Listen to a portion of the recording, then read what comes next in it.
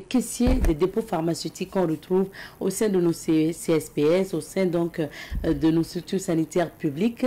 Mais aujourd'hui, ils parlent de leurs difficultés. Ils ne sont pas déclarés à la caisse. Ils ont des salaires pas très commodes qui ne correspondent même pas au SMIC au Burkina Faso. Ils ne sont pas pris en compte. Ils ne sont pas donc des fonctionnaires de l'État, même si certains pensent que oui. Aujourd'hui, en tout cas, on va parler de leurs difficultés ensemble à travers la rubrique invitée du jour. Nous serons avec l'Union des caissiers et gérants de dépôts pharmaceutiques dans les structures sanitaires donc publiques. On va justement parler avec Monsieur Bouli Ousmane, qui est le président de cette structure. Il est notre invité d'aujourd'hui. Plus tard, on recevra Coach Issa Démé pour parler de sa formation sur le cantique, sa conférence du moins sur le cantique à venir. Ça sera en J et on en parlera également sur ce plateau. Madame, Messieurs, fidèles téléspectateurs, bonjour et bienvenue à Bonjour le Faso. Merci de votre fidélité. Nous allons démarrer l'aventure de cette émission à travers bien sûr la première rubrique, c'est à la découverte 2 qui nous amène à la découverte donc des sites touristiques. Et cette semaine, nous avons décidé de vous faire découvrir ou redécouvrir Bangologo sur l'aspect traditionnel, l'aspect coutumier. Et aujourd'hui, nous avons donné la parole à tous ceux qui étaient justement sur le site à Bangologo pour assister au rituel annuel, donc en ce qui concerne bien sûr les rites annuels du parc urbain Bangologo. Vous allez écouter leur témoignage dans un instant, mais avant, virgule, et on revient. Le parc urbain Bangologo, c'est un espace de détente, un espace aussi de loisirs, mais un espace du savoir à travers la découverte des plantes et la découverte des animaux. Mais c'est surtout aussi un espace coutumier. C'est un site sacré. Et donc, parce qu'il faut le dire, jadis, c'est un espace qui appartenait au Moronaba d'alors. Et aujourd'hui, il y a toujours des rituels qui se passent chaque année au niveau donc du parc urbain Bangologo. Et le gardien de ces rites qui se passe annuellement au parc urbain Bangologo, c'est notamment le Toukenaba. Et justement, le week-end dernier, le Toukenaba, le représentant donc du chef de Surubila, le représentant donc de la cour royale du Mogo, ils se sont retrouvés avec les habitants de Touken au niveau donc du parc urbain Bangologo pour les sacrifices annuels au niveau de ce site-là. Il y a des espaces justement où on fait des sacrifices annuels. Et ce qu'il y a aussi, c'est que la population de Touken et d'autres localités ont la possibilité de venir avec soit un coq, soit une chèvre, soit un mouton pour demander notamment ce qu'ils souhaitent voir prospérer dans la vie. Et aujourd'hui, nous allons les écouter puisque Abdoulaye Kinda qui était sur place a interrogé aussi ces personnes-là qui sont venues assister à ces rituels. Nous allons les entendre et puis on revient pour la suite. Moi, c'est Nankama Biakouché Drabo. Je suis traditionnaliste, féticheur et dozo. Et nous sommes venus accompagner le Toukenaba et puis sa suite pour leur fête annuelle ici au Pas Sacré. Donc, c'est une cérémonie que normalement tout traditionnaliste en tout cas, doit y être présent. Donc, pour nous, c'est un devoir d'abord et c'est un honneur aussi d'être là pour cette fête-là. Parce que le Toukenaba, c'est quelqu'un qui nous accompagne beaucoup dans nos activités, qui est toujours présent aussi à nos cérémonies. Vous savez que l'Africain, quand même, quand on parle de rituel, ou bien quand on parle de rendre hommage aux ancêtres, il y a un certain nombre de choses qu'il faut avoir. Ça veut dire les animaux en font partie, ça veut dire que ce soit les chèvres, les poulets, les bœufs, les moutons, et le dolo, où en fait, si vous avez remarqué, nous on est venu avec du dolo, des poulets. Donc ça c'est notre contribution. Comme vous le voyez, on le fait à l'africaine, chacun vient avec ce qu'il a. Nos vœux, c'est les vœux de santé d'abord, pour le pays, les vœux de bonheur, les vœux de paix. Parce que vous n'êtes pas sans savoir que le pays actuellement, nous traversons vraiment une période très difficile. Et aussi demander la bonne saison des pluies parce que c'est ça qui fait vivre le Burkina. Parce que comme vous le savez, nous sommes tous des enfants de cultivateurs. Donc si la saison est bonne, ce serait la joie. Et aussi des vœux de, comment on appelle ça, d'appel aussi au retour à la tradition, à nos sources. Et enfin, nous appelons aussi à la tolérance, les vœux de tolérance par rapport aux autres religions, parce que vous n'êtes pas sans savoir que depuis la première édition du 15 mai, les traditionalistes font l'objet d'attaques de toutes sortes de la part des autres religions coloniales étrangères qui sont venues en fait trouver la tradition qui les a donné la place. Donc nous appelons nos frères et sœurs qui sont dans les autres religions là, la concorde, l'entente, la paix. Parce que chacun de nous dans nos familles là, il y a les trois religions. Donc nous demandons vraiment que nous nous tolérons, que nous puissions vivre en bonne harmonie, comme nos grands-parents l'ont fait, parce que depuis eux, quand les religions sont venues, on les a fait la place. Donc c'est ce que nous demandons, et que vraiment l'année prochaine soit une année de joie, de prospérité, que le calme, la paix, la sécurité reviennent au Burkina Faso, sur l'ensemble du territoire du Burkina Faso. Moi, c'est Sayouba Zabré de Touquet.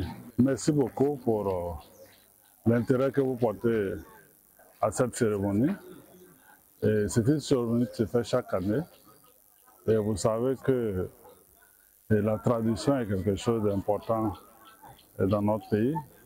En tant qu'Africains, nous devons effectivement mettre devant tout ce que nous faisons, notre tradition, et penser à nos grands-parents, à nos aïeux, à nos devanciers.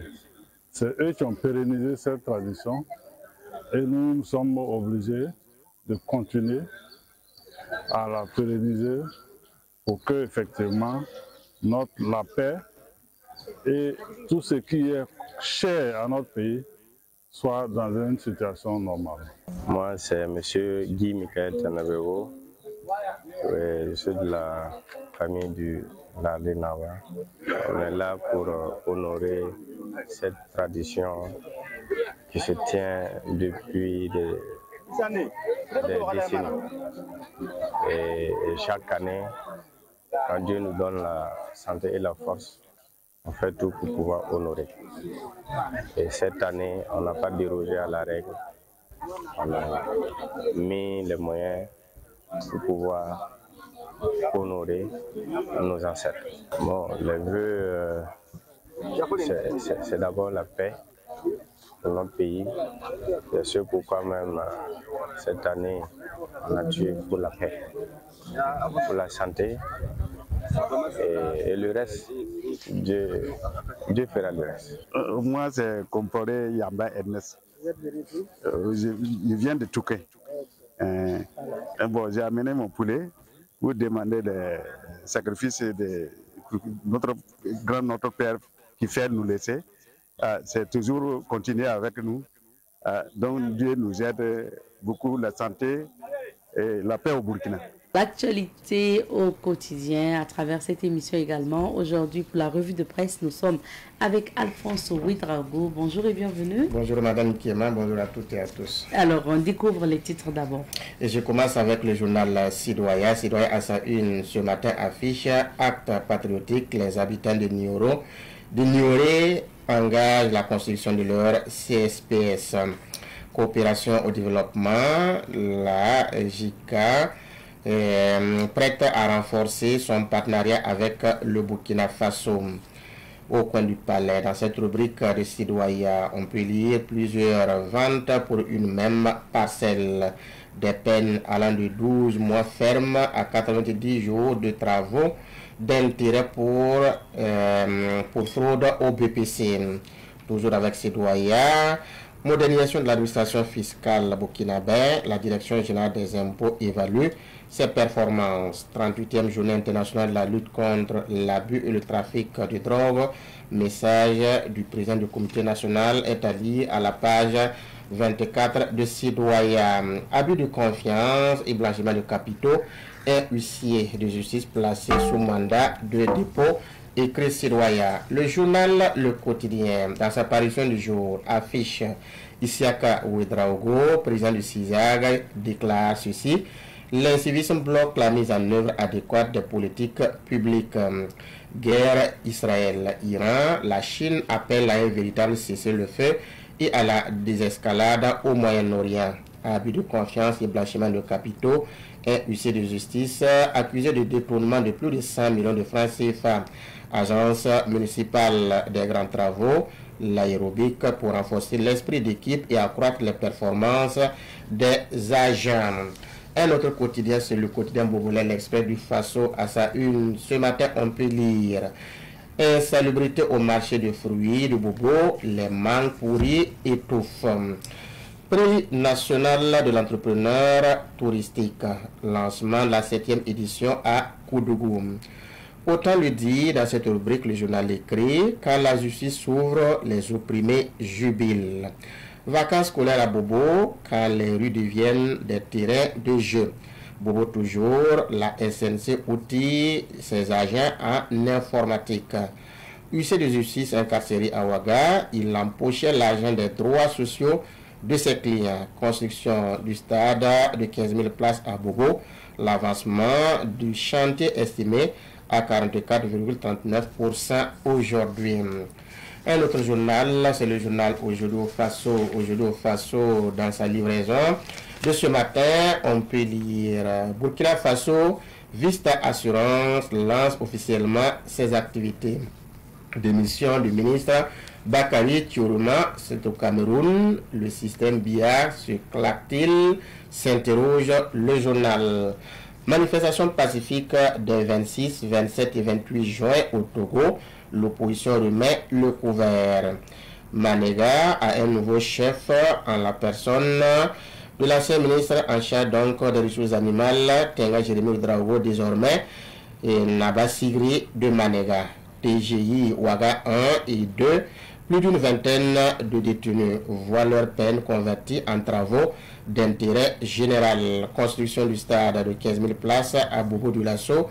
Le ministre Sonda visite l'entreprise turque et ses entrepôts de préfabrication.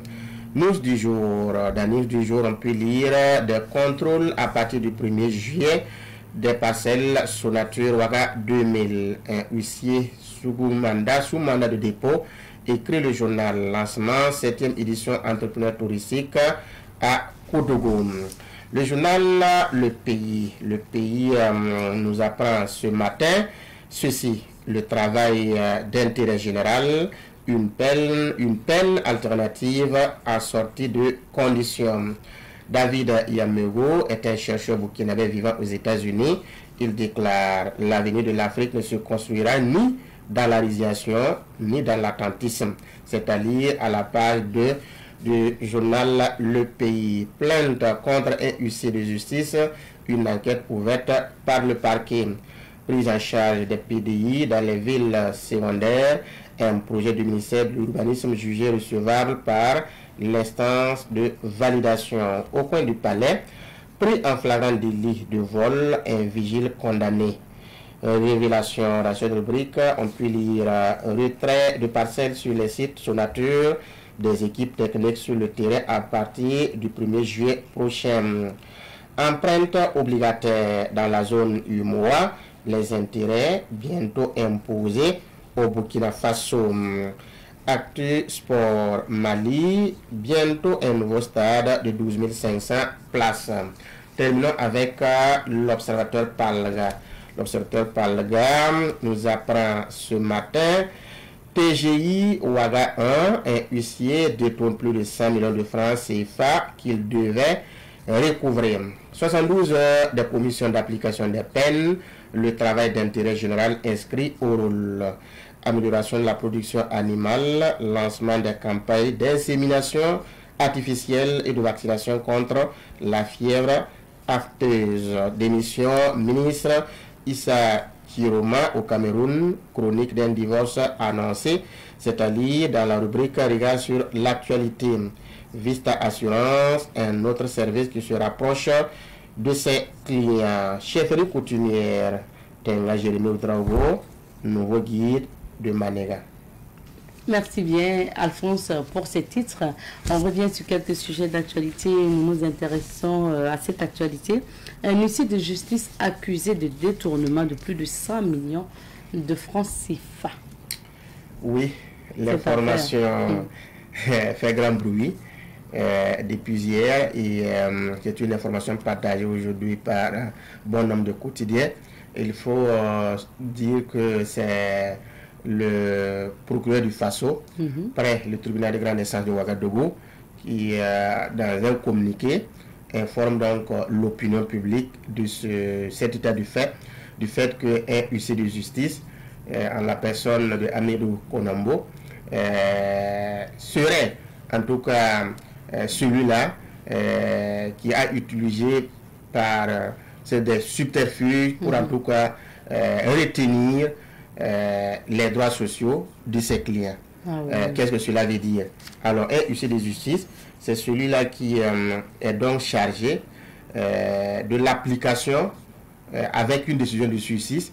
Il est accompagné par la force publique et c'est celui-là qui peut aller, par exemple, obliger quelqu'un à s'exécuter suite donc à la décision de justice qu'il a en sa possession. Alors ici, ce sont des travailleurs, un travailleur licencié qui est allé donc vers ce huissier de justice avec bien sûr la décision de justice, lui demandant donc de l'aider pour qu'il puisse entrer dans ses droits. Alors, le huissier de justice a effectivement s'est mis au travail, il a entrepris les démarches, il est arrivé donc à recouvrer ce qui devait revenir au client, une somme de 2 225 000 francs. Mais après, il a refusé donc de remettre la somme là au client.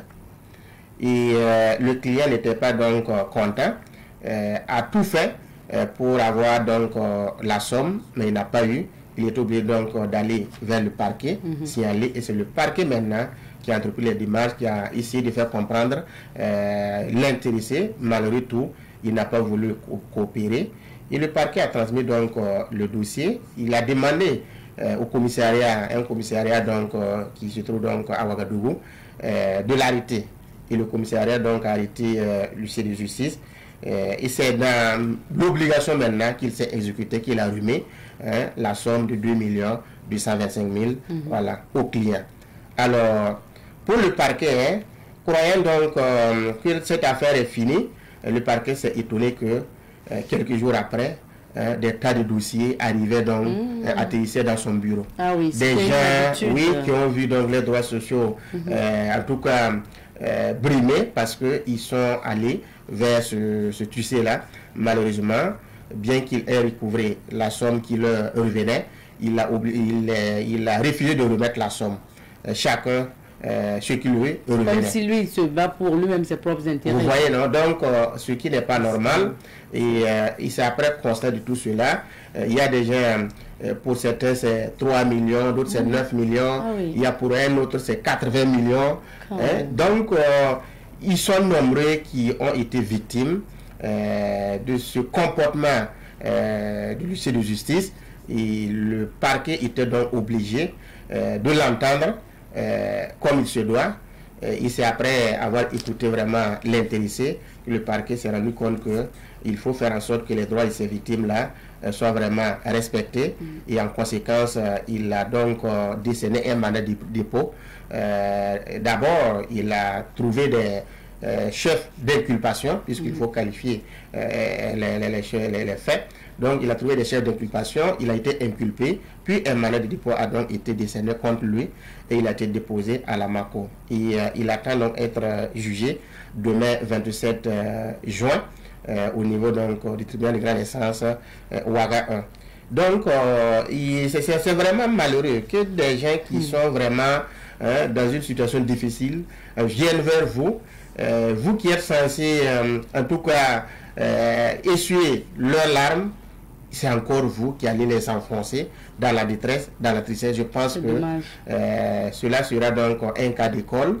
Peut-être que ceux qui ont été victimes venant donc de cette huissier de justice ne sont pas les seuls. En tout cas, le parquet a lancé un appel à tous ceux-là qui ont été victimes des faits pareils venant de cet huissier ou tout autre huissier de venir vers son parquet ou de signaler en tout cas vers l'autorité compétente pour qu'ils puissent faire leur travail, parce que nous devons faire en sorte que la justice soit une justice pour tout le monde, et pour cela il appartient donc aux justiciables de contribuer pour que ceux qui sont vraiment chargés de faire en sorte que la justice soit pour tout le monde fassent leur travail.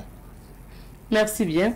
Alors, deuxième actualité, manifestation pacifique les 26, 27 et 28 juin au Togo. Oui, ça fait peur. Ça fait peur parce que les récentes manifestations n'ont pas été faciles. Il y a eu des arrestations, même si après certains ont été libérés. Il y a toujours des leaders, comme des artistes, comme engagés, d'autres leaders qui sont toujours détenus. Alors, qui va faire Faure Simbe avec ces manifestations qui s'annoncent vraiment tumultueuses? On dit des manifestations pacifiques, mais des manifestations pacifiques qui vont jusqu'à 3 jours, ça fait peur. Ça fait peur. Donc, eu égard à ce qui s'est passé dernièrement, je pense que c'est difficile et ça fait vraiment peur. Le pouvoir, en tout cas, le gouvernement a mis en garde contre tous ceux-là qui vont donc, que ce soit sur les réseaux sociaux, les activistes, tous ceux-là qui appellent à manifester. Certains donc seront en tout cas sanctionnés comme il se doit. Mais tous ceux-là qui vont appeler les populations à descendre dans les rues, si en tout cas il y a débordement, ces personnes-là vont devoir répondre devant la justice. Je pense que ce sont des mises en garde qui ont déjà été faites, mais c'est aujourd'hui que ça commence. On dit que ce sont des manifestations pacifiques. Espérons effectivement que ce sera des manifestations pacifiques. Sinon, jusqu'à 3 jours, aujourd'hui, demain, après-demain, je pense que ça sent déjà le fenêtre. Ça fait peur. Quelles sont donc les revendications de cette opposition togolaise? L'opposition togolaise demande à ce qu'on libère d'abord leurs éléments qui ont été arrêtés.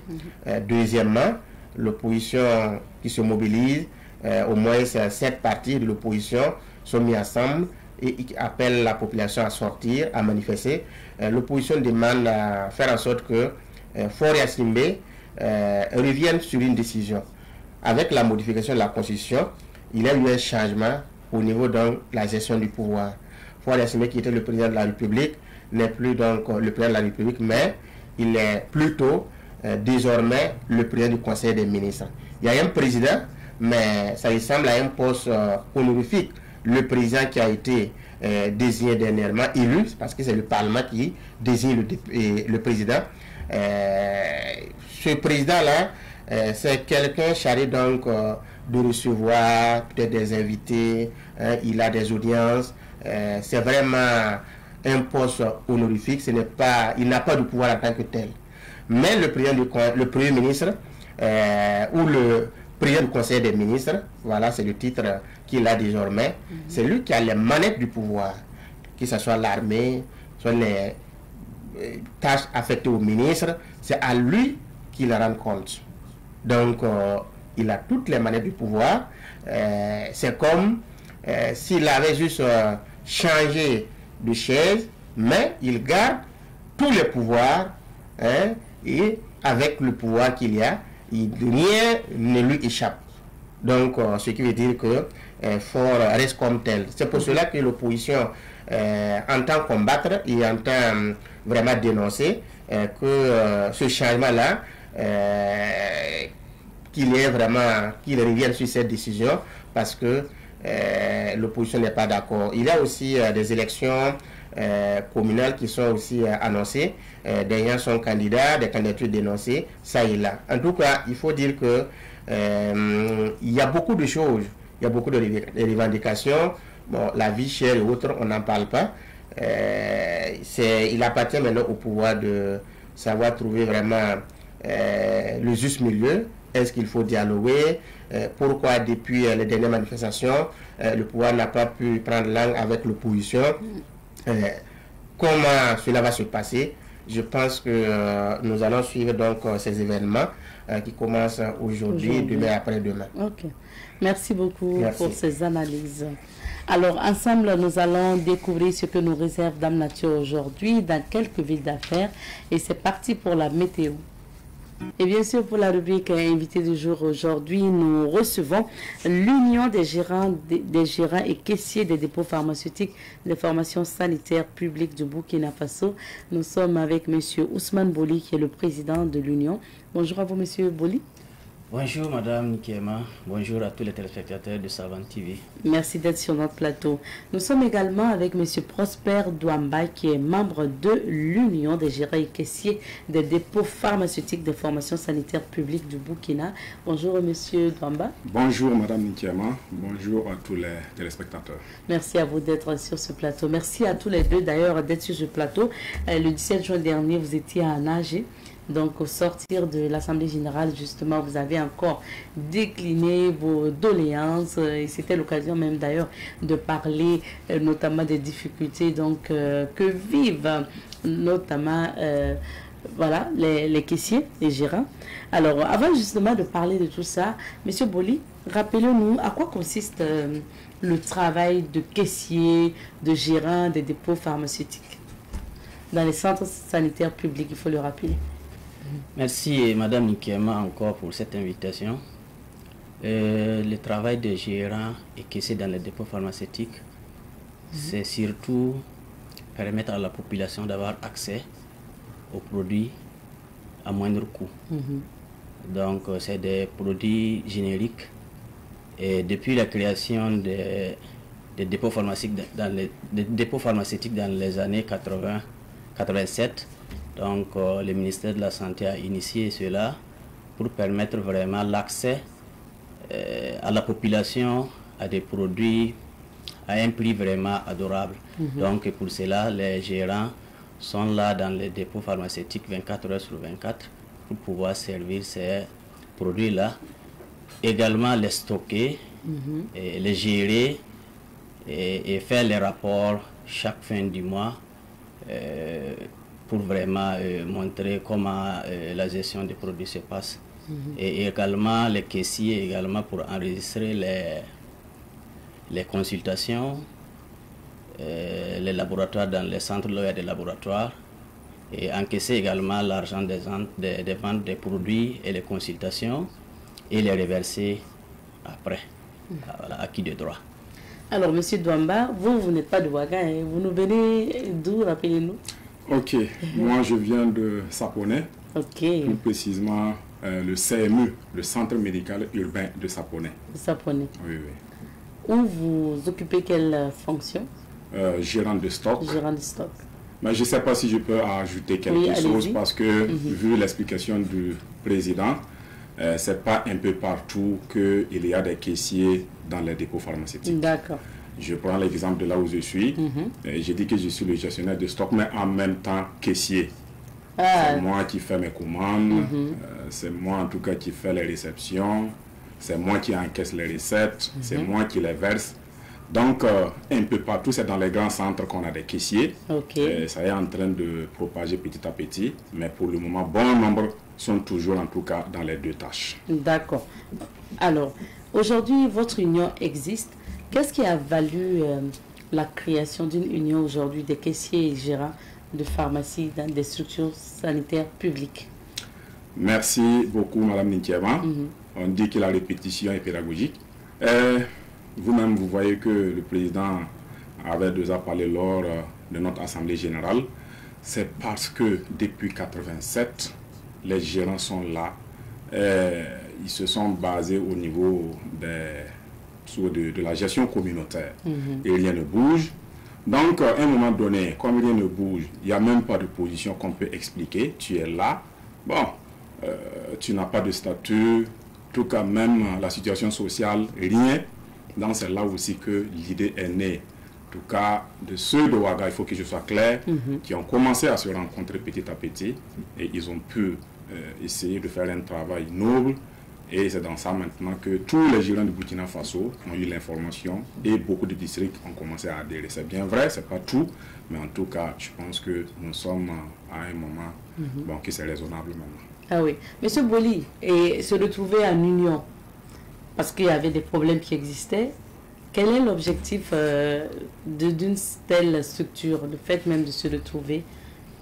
L'objectif principal, c'est d'abord réunir le corps même des gérants et caissiers en famille, se soutenir moralement souvent, socialement, et également essayer de négocier avec les autorités pour l'amélioration, en tout cas les conditions de vie et de travail que ces gérants-là vivent depuis des décennies. Voilà l'objectif principal. Oui. Monsieur Douamba, j'aimerais bien qu'on parle de votre métier. Ça vous fait combien de temps dans ce métier de gérant, caissier, pour ne pas dire gestionnaire de stock?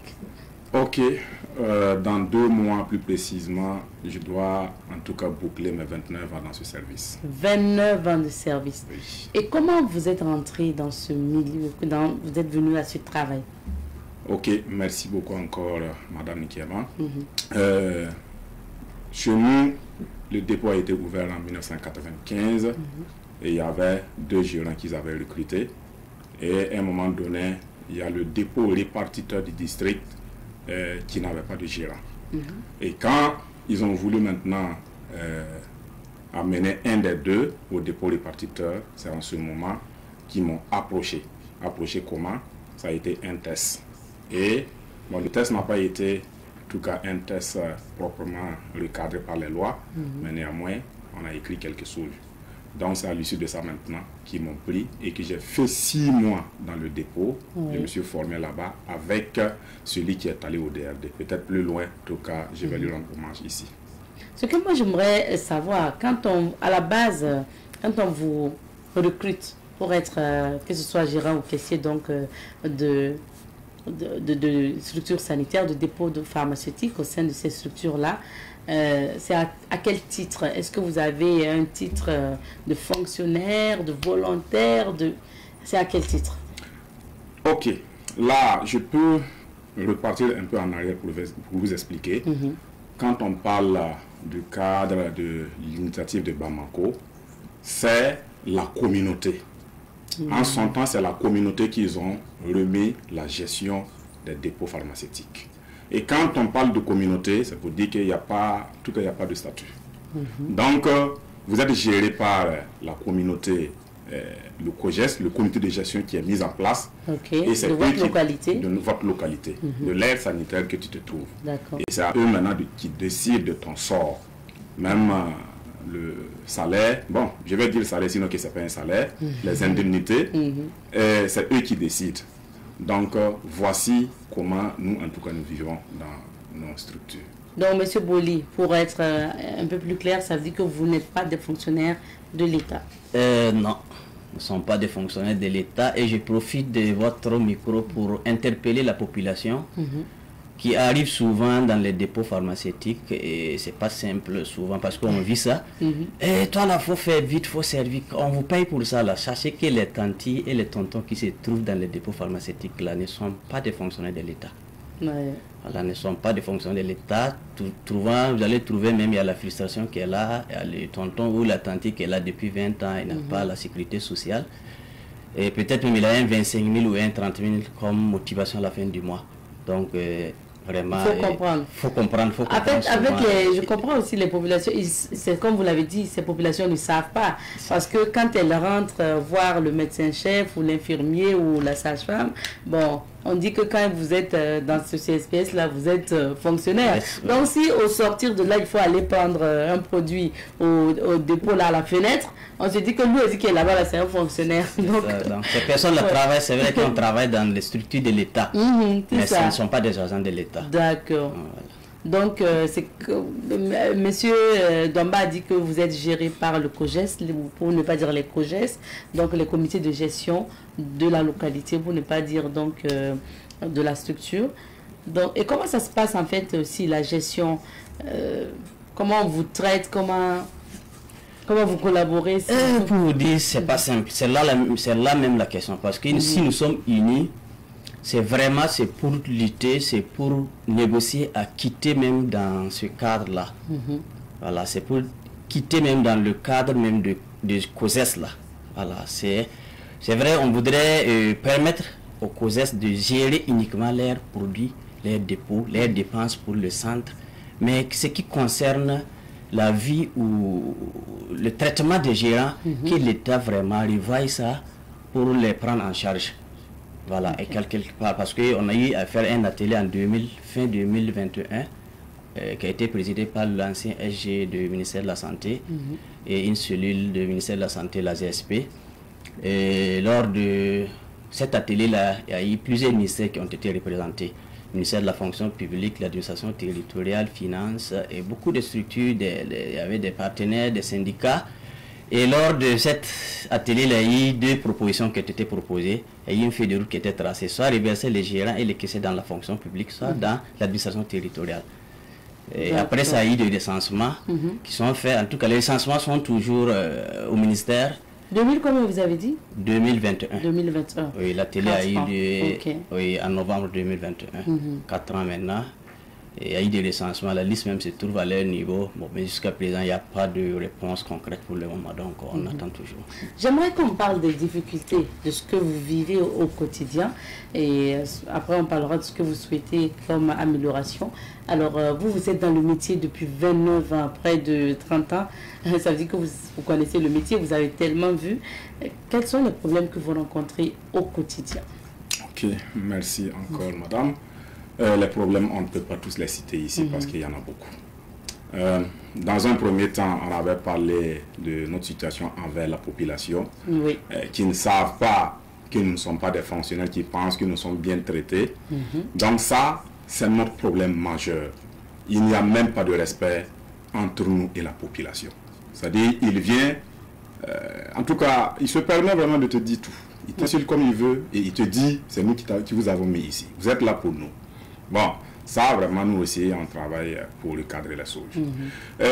Notre deuxième difficulté, que moi je constate dans mon district, c'est les licenciements abusifs. Ça veut dire quoi? Il y a certaines localités que si toutefois on trouve que tu as duré, le COJES même peut se lever.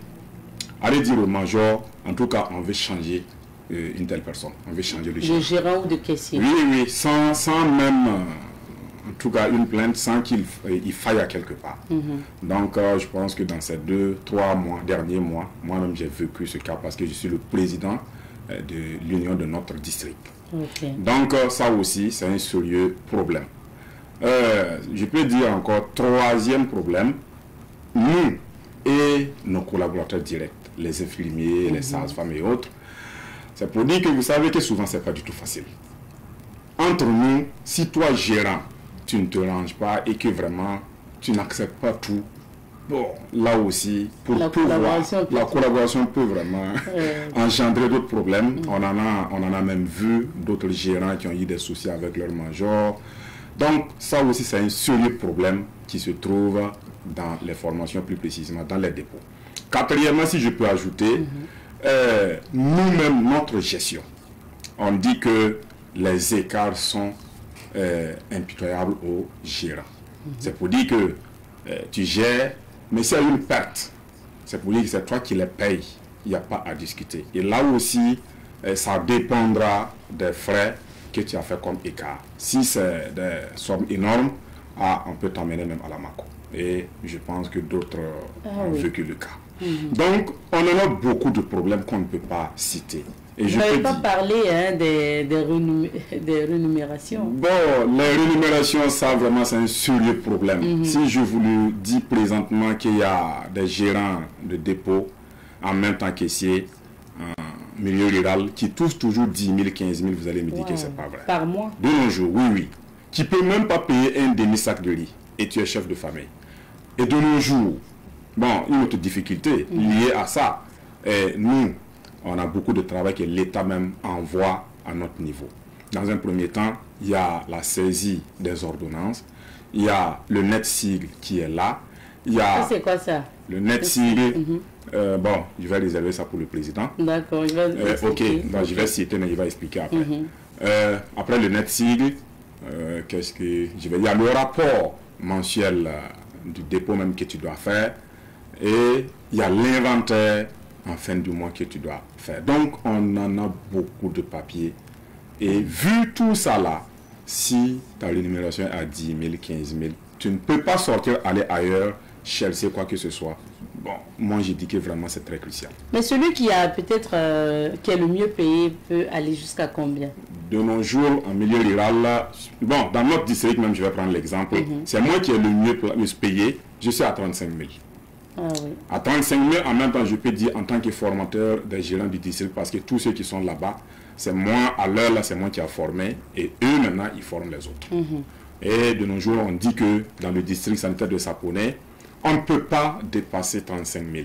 C'est moi, j'ai négocié à plusieurs reprises pour qu'on puisse m'ajouter quelque chose, mais ils disent que c'est toi qui es au plafond. Donc je ne comprends pas le plafond. Ce que moi, bon, c'est pas le SMIC, hein, il faut rappeler, ça ne vaut pas 45 000, parce que le SMIC au Burkina c'est 45 000, donc ça ne vaut pas. Maintenant, pour ce qui est, moi ce que j'aimerais savoir, c'est pas l'État qui vous paye, c'est qui vous paye? Je vous avais répondu, c'est le COGES. Le COGES, d'accord. Le comité de gestion. Gère et qui vous paye en même temps. Oui. Donc quand vous demandez une augmentation, ça veut dire que vous demandez en même temps à vos responsables et vous demandez en même temps, surtout au COGES. Ok, là maintenant, il faudrait que je clarifie quelque chose parce que c'est le COGES qui nous paye, c'est le COGES qui est vraiment nos patrons directs, mais les décisions, ce ne sont pas les COGES qui décident. C'est-à-dire qu'il faut commencer d'abord par le major. Et c'est le major qui est le secrétaire général du comité de gestion. En ce moment, le major va amener la situation au niveau des réunions du COGES. Et en ce moment, le COGES aussi généralement ne décide pas directement. Il ramène encore la situation au niveau du district dans l'équipe cadre. Et au retour, c'est ce que l'équipe cadre du district sanitaire qui ont donné qu'on va te transmettre. Par exemple, les 35 000 qu'on m'a dit que je ne peux plus bouger là, c'est le district qui a dit ça. Moi, j'ai l'impression qu'en même temps, dans le COGES, on retrouve donc les agents de santé et d'autres personnes. C'est ça. C'est bien ça. Exactement. Ok. Alors, Monsieur Boli, Monsieur Dwamba a parlé notamment de peut-être d'évolution technologique ou de... C'est ça. Quand on vous demande au niveau de votre travail, est-ce que vous pouvez nous expliquer ce qui complique encore plus ou qui vous donne plus de travail? Vraiment, c'est comme ce qu'il a dit, c'est la saisie. Parce qu'ils veulent informatiser maintenant tout le travail. Et donc, ça rend le travail énorme. Parce que quand tu regardes, la plupart sont dans l'âge où manipuler l'outil informatique est devenu une difficulté pour eux. Ça, c'est de un. Et deuxièmement, tout maintenant, que ce soit les gratuités des enfants et les femmes enceintes là. C'est-à-dire chaque personne qui vient pour l'accouchement ou un bébé qui est arrivé, c'est-à-dire tous les produits que tu l'as servi, tu dois saisir sur la tablette. Ça, c'est Et on a mis à votre disposition des tablettes. Oui, des tablettes. Donc, il faut mettre ça. Il faut mettre ça, voilà, il faut enregistrer. Chaque paiement, il faut enregistrer. Maintenant, il a parlé également de NetSigle. NetSigle, ça également, c'est des saisies. Mais ça, c'est même si c'est hors gratuité. C'est-à-dire même si c'est quelqu'un qui n'est pas dans la gratuité. Par exemple, vous qui êtes adulte, vous n'êtes pas femme enceinte ou un bébé, et même si vous payez par paracetamol, quoi que ce soit, ou vous êtes venu faire des soins, il faut enregistrer également. Voilà, c'est ça qui est NetSigle et puis la saisie des gratuités. Ça veut dire qu'il y a des difficultés parce que M. Dwamba a parlé de ceux qui sont dans les milieux, dans les villages et tout. Est-ce que tout le monde maîtrise l'outil informatique? C'est ça, c'est ce que je disais au début. Tout le monde ne maîtrise pas. Voilà, tout le monde ne maîtrise pas. Mais avec les formations, parce que déjà, avant que le ministère même instaure cela, ils avaient déjà formé. En tout cas, dans chaque dépôt pharmaceutique, il y a au moins une personne qui assiste à la formation et qui revient après pour former le reste de l'équipe si vous êtes 2 ou 3 dans le dépôt pharmaceutique. D'accord. J'aimerais bien qu'on parle aussi des autres aspects du droit. On a compris que le salaire n'est pas vraiment ça. Vous n'avez pas le SMIC et puis le licenciement abusif, parce que bon, si à un moment donné votre tête ne plaît plus à vos responsables, on peut vous remercier, c'est un problème. Maintenant, qu'en est-il des droits en lien avec la déclaration à la caisse? Qu'en est-il de tout ça? Ou assurance retraite quand même? Oui. Voilà. Bon, c'est pour dire que avant même la télé de 2021, le ministère même, en tant que le ministère de la Santé même, avait procédé à des recensements. Voilà, nom, prénom, durée, déclaré ou pas, salaire. Donc ils ont déjà même ces fichiers et nous aussi nous en avons. Donc, et quand vous parlez de... Est-ce que vous avez déclaré les... Oui. C'est très peu. Parce que dès le début même, c'est... Les difficultés même, on ne sait pas. Parce que il y en a qui sont recrutés par le district. Souvent, ils sont recrutés, les recrutements organisés par le district et qui sont remis au COSES. Il y en a au début qui étaient déclarés, par exemple, et il y avait les versements. Et du coup, il peut y avoir un changement de responsable, du médecin-chef, ou bien du médecin de district, ou bien du major, et qui décide d'interrompre les cotisations. Ça, c'est des cas qu'on a vus. Et il y en a aussi qui décident, qui réclament. Par exemple, tu réclames à ton COSES de te déclarer ou bien d'ajouter ton truc et puis on t'enlève. Ok, c'est toi qui connais ton droit. On te renvoie. On te remercie. Voilà, c'est toi qui connais ton droit. Donc, il faut quitter quelqu'un d'autre. En tout cas, il y a des gens qui cherchent travail dehors, donc il faut quitter d'autres personnes vont venir. Donc, voilà le véritable problème qui est là. Monsieur Douama, vous voulez ajouter par rapport à la déclaration à la caisse et autres? Oui, je vais ajouter un peu quelque chose.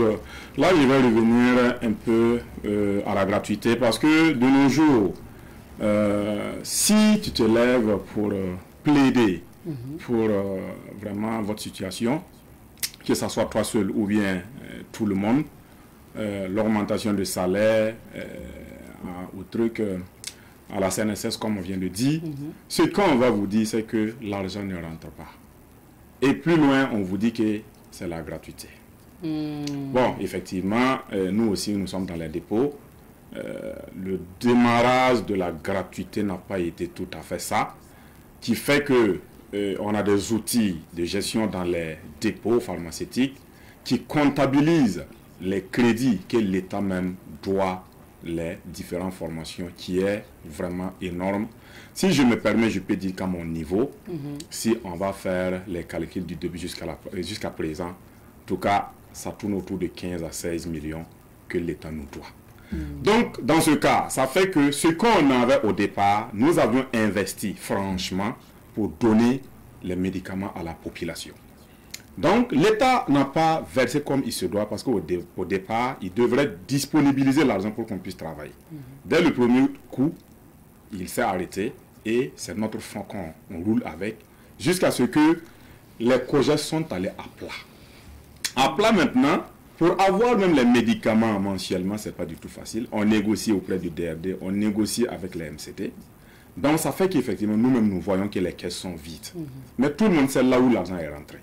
Donc, qui fait qu'à chaque fois, ce que nous avions comme doléance auprès du COGES, il nous renvoie à la gratuité. Donc, vous voyez que, bon, on a beaucoup de problèmes. Parce que quoi qu'on dise, la gratuité, en fait, c'est gratuit pour la population, mais c'est l'État qui paye. Exactement. Donc, il faut le rappeler. Merci. Ça veut dire que c'est l'État qui doit payer vos produits et disponibiliser au niveau de vos centres pour que vous puissiez donner gratuitement à la population. On sait aussi que la lourdeur administrative, souvent, peut-être qu'il faut servir le médicament et puis attendre une année après pour entrer en possession de ce qu'on vous doit. C'est souvent aussi la réalité de l'administration aussi.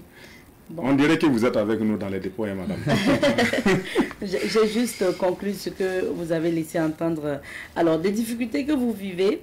Et moi, j'aimerais bien qu'on parle aussi de la retraite. Est-ce que vous avez parmi vous des gens qui sont allés à la retraite? C'est quoi leur réalité? Ok, ici, l'occasion me permet de rendre hommage à un certain Kabouré Amadou Mathieu, qui était mon formateur en 97, qui est allé au DRD. Le gars, il a travaillé comme il se peut, mais il est décédé. Il est décédé, il a été déclaré à la caisse. À la dernière minute, on trouvait que les virements ne se faisaient pas, les versements ne se faisaient pas. Donc, il est décédé sans même percevoir quelque chose de sa retraite. Donc, il a dépassé l'âge de la retraite. Il était là toujours en train de travailler. À un moment donné, il ne tenait plus. Mais néanmoins, en tout cas, il se débrouillait. Donc, c'est le doyen même des gérants du district sanitaire de Sapolé. Donc, je prends son exemple pour dire que dans le district sanitaire de Sapolé, aucun des anciens n'a bénéficié d'abord d'une situation de retraite. Et tout sauf ceux du CMA, du centre médical avec antenne chirurgicale, là où il y a le médecin-chef, qui sont déclarés. Tout le reste là, je déclare aussi que personne n'est déclaré. Donc c'est pour dire que si vous n'êtes pas déclaré à la Caisse nationale de la sécurité, c'est pour dire qu'on ne peut même plus parler de retraite. C'est compliqué. Monsieur Douamba a parlé plus de son cas parce qu'il est président justement au niveau de Saponnet. Monsieur Boli, est-ce que c'est général pour les gérants et caissiers? Bien sûr, c'est général parce que depuis 2020 que je suis président de l'Union, et c'est les mêmes problèmes partout.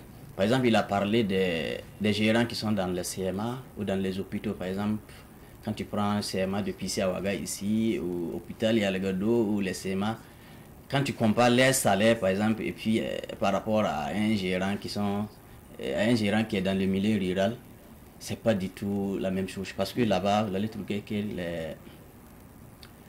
les moyens financiers, ça diffère. Voilà. Du moment où dans les CMA, ils gagnent plus d'argent que les CSPS reculés, malgré qu'ils font le même travail, vous allez trouver que les salaires ne sont pas équilibrés. Donc voilà la question. Donc du moment où si votre centre est fort, bon, la plupart, les gérants, leurs conditions sont meilleures par rapport à des centres qui ne sont pas forts financièrement. Alors, vous avez organisé votre assemblée générale, c'était le 17 juin dernier. De quoi il était question? Vous avez discuté autour de quoi, M. Boli? La première chose, c'était le bilan de l'année écoulée, le bilan moral et puis le bilan financier. Parce que dans l'association, nous faisons des cotisations de 500 francs par mois. Voilà, pour le fonctionnement de l'association.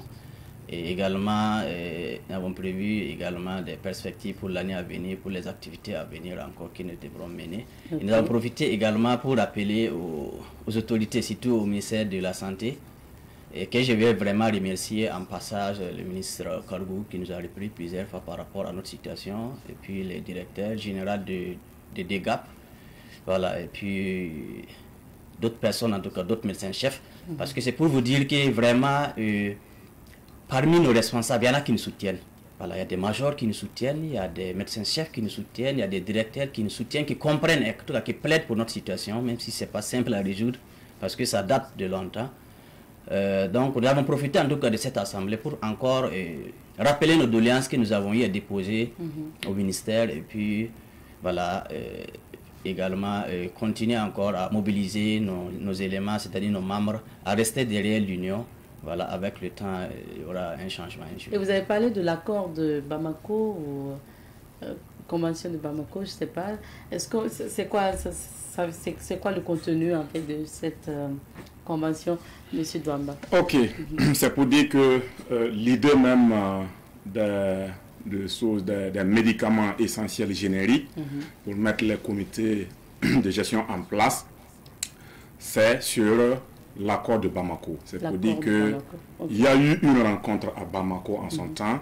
Le président avait déjà déroulé. Et c'est de là-bas maintenant qu'ils ont décidé de ça et que notre État a pris acte effectivement et il a mis ça en valeur et qu'il a commencé maintenant à donner les moyens pour que les médicaments puissent être disponibilisés dans les centres de santé. Parce qu'avant ça, il n'y avait pas de médicaments dans les centres de santé, c'est l'État qui dotait les médicaments aux infirmiers, quelques médicaments, et c'était maintenant les dépôts, les officines, la spécialité, c'est là que les gens sortaient payés. Donc, c'est pour dire que l'idée est venue de l'initiative de Bamako. Maintenant, à l'heure où nous sommes, nous-mêmes, on ne peut plus parler de l'initiative de Bamako parce que sur le terrain, ce n'est pas l'idée de l'initiative de Bamako qui est sur place. Je peux vous résumer quelque chose parce que l'idée de l'initiative de Bamako, c'était quoi? Prendre quelqu'un au village, la personne est dans son champ, il vient servir les médicaments, il repart dans son champ, quand on a besoin de lui, il revient. Et je peux même dire que la garde n'était pas obligatoire comme ça. Donc, de nos jours, si vous voulez voir pratiquement de la ville au fond fin de la campagne, il n'y a pas ce dépôt qui ne prend pas de garde. Donc ça a même déjà dénaturé la vision de l'initiative de Bamako. Donc il y en a plein d'exemples dedans comme ça, qui fait que nous, on n'aime plus parler de l'initiative de Bamako parce que c'est né de là-bas, mais à l'heure là, ce n'est plus là-bas. Ce n'est plus là-bas. Je vais ajouter un peu sur l'initiative de Bamako. Effectivement, c'était dans les années 87 à Bamako que les ministres de la santé de certains pays voisins qui sont réunis pour créer une initiative et permettre à la population d'avoir accès facilement aux produits. Et quand vous regardez de nos jours, parmi nos responsables ou les autorités de la santé qui nous soutiennent là, il y a beaucoup qui nous disent que l'initiative de Bamako même a expiré à longtemps. Ça tient plus parce que ces cadres-là, ce n'est plus la même chose. Actuellement, les dépôts pharmaceutiques travaillent 24 heures sur 24. Ok. Et donc, mais quand vous regardez parmi les responsables également, ceux qui sont contre, ceux qui ne sont pas prêts à nous aider, quand tu évoques un peu tes difficultés, on te dit que c'est l'initiative de Bamako. Donc quand vous regardez, donc, en tout cas, parmi eux, il y en a qui nous soutiennent, qui disent que non, le temps de l'initiative de Bamako est passé, donc on doit arriver à des tests, on doit vous intégrer, on doit prendre soin de vous.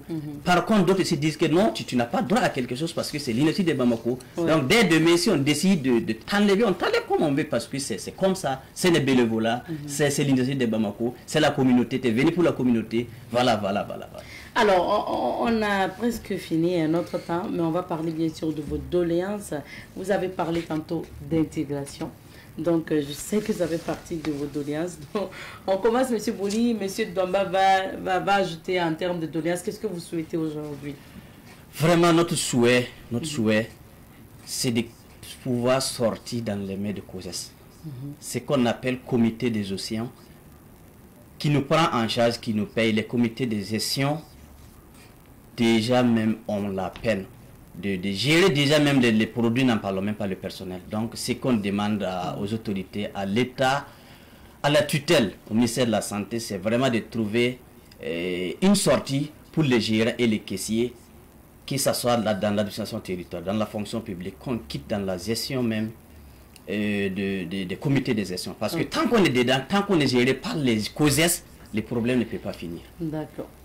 Donc, vous voulez ajouter en termes de souhaits, de doléances que vous demandez? Ok, c'est pas nouveau, mais je vais vraiment revenir un peu en 2021, le travail qui a été fait avec tous les différents services pour arrêter quelque chose, pour peut-être sauver le gérant que nous sommes et les caissiers.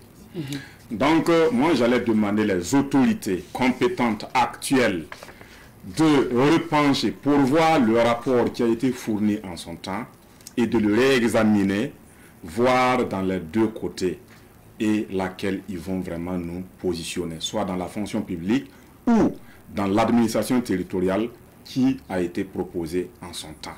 Parce qu'à l'heure où nous sommes, en dehors de ces deux structures, nous savions seulement qu'on n'a pas de porte de sortie.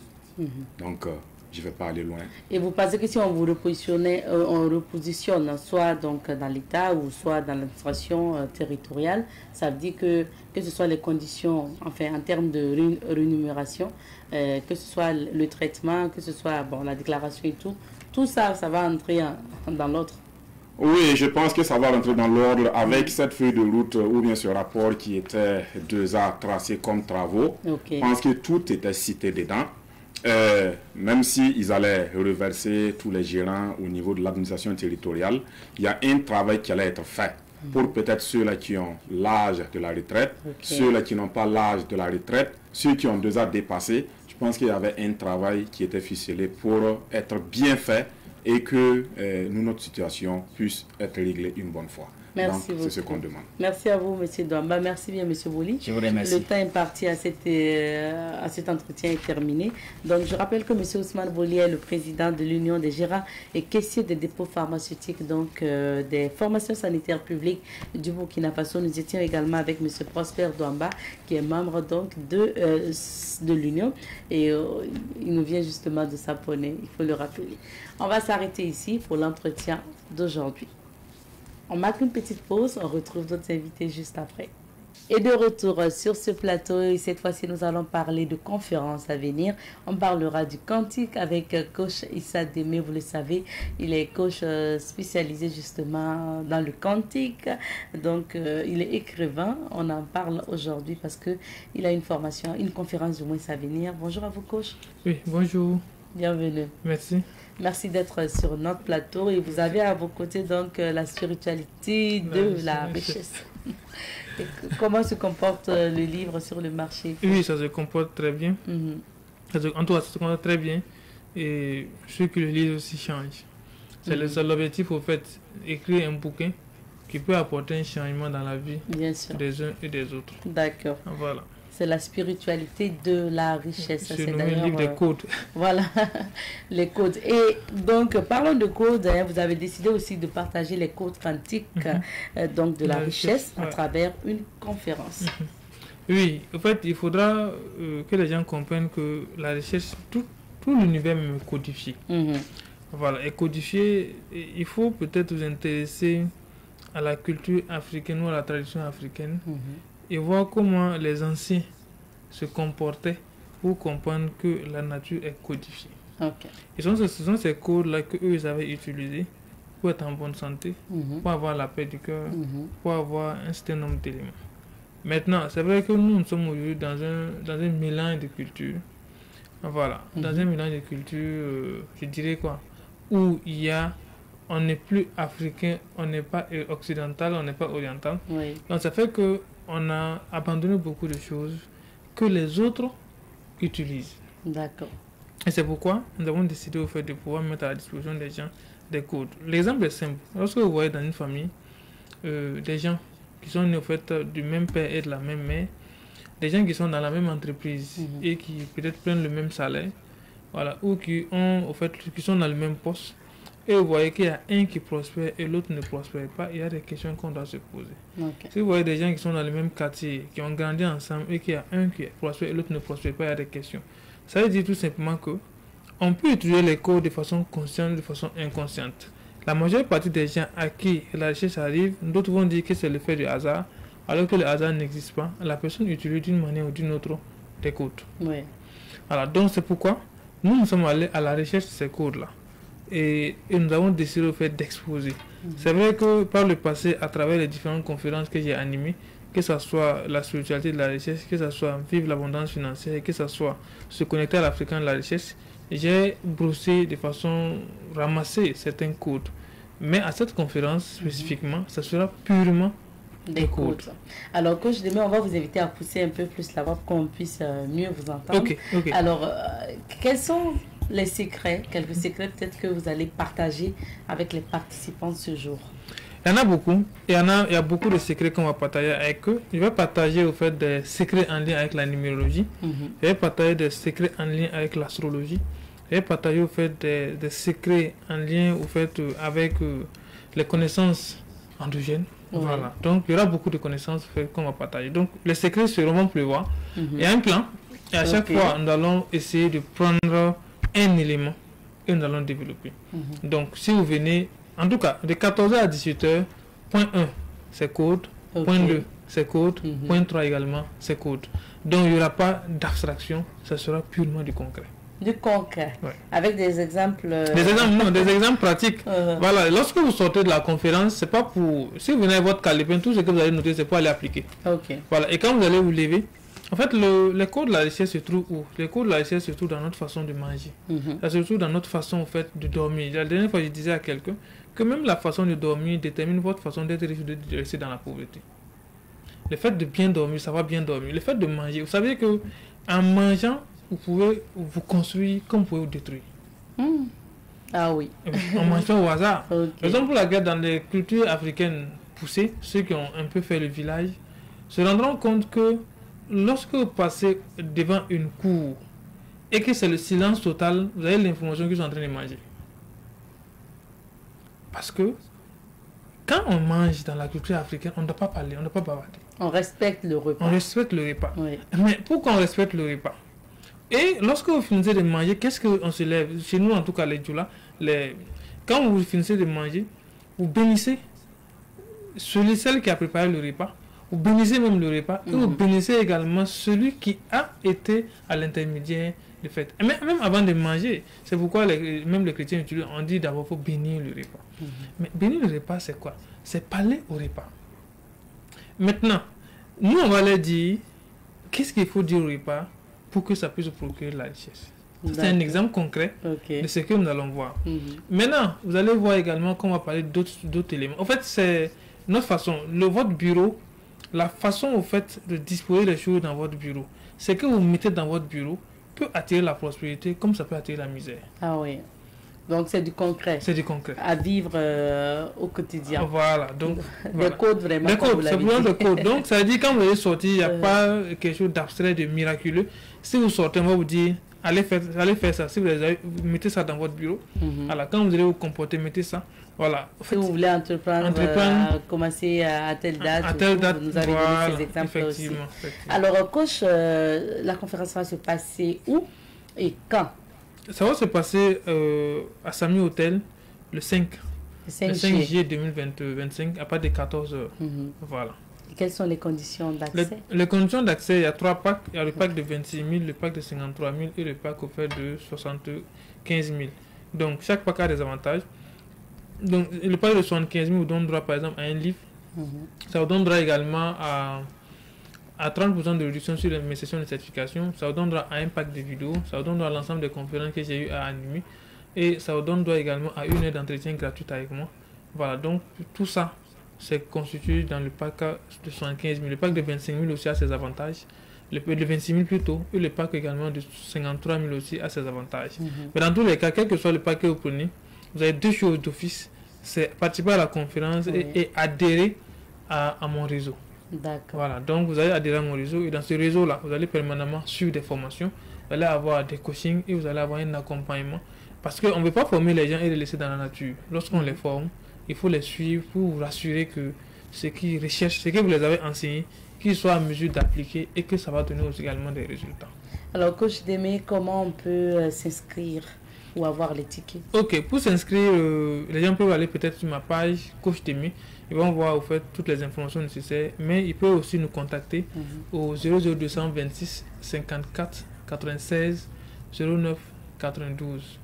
Voilà, donc ceux aussi qui sont à l'international peuvent aussi participer parce qu'il y a un lien qui sera disponible et tous ceux qui veulent participer peuvent tout simplement se connecter à travers ce lien-là pour pouvoir participer. Le lien sera disponible dès la veille de la conférence pour que les gens puissent prendre les dispositions et à partir de 14h, ils pourront participer et voilà, suivre la conférence de façon directe et normale. Merci beaucoup d'être passé.